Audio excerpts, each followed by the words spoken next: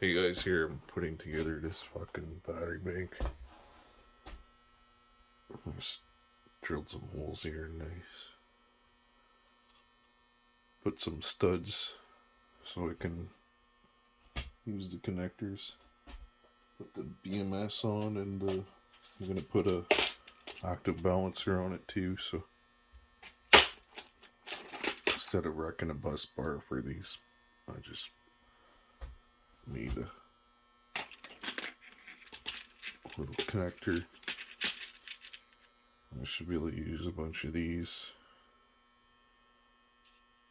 right on there, just like that. I've got lots of these. They're all stainless steel, so everything here is stainless. I ordered a whole bunch, and I got a whole shitload of these too. These are the same size, stainless. Just not as many threads. And these are these fucking supposedly 200 amp hour cells. I don't know if anybody knows what type these are. Like, could be older Cadle cells. I've seen Cadle. They do have a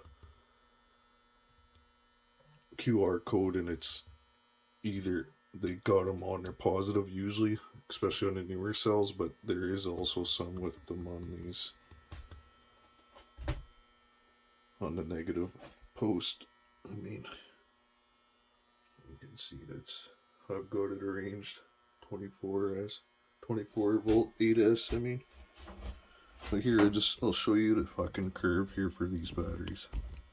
Get you on the tripod here.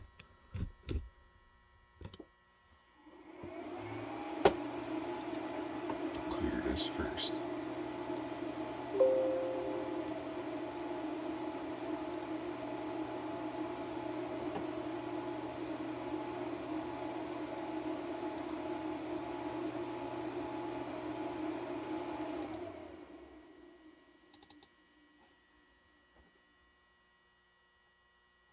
So here's the charge curve for it. For one of these cells,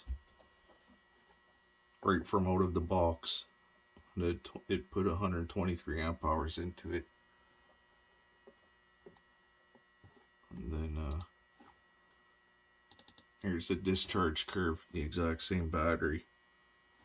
And I got 178 amp hours out of it. And I brought that down to 2.3 volts, or 2.38, I think I brought it down to. Because these testers here, the voltage sag, there's, even on the bigger ones that I have, the 40 amp one, there's like a 10 or 100 millivolt fucking difference between the battery voltage and what the computer says. So really, this got cut off at about 2.5, but on here it says it's 2.38. That was with a 20 amp load on it.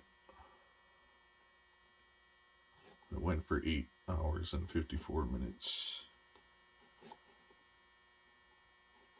The other Cadle batteries that I have, they're pulling 208 amp hours. I think I posted a video about that one already. But right on for watching, guys. I'm gonna put the ANT BMS on this, and I'll put an active balancer on it now. Thanks for watching.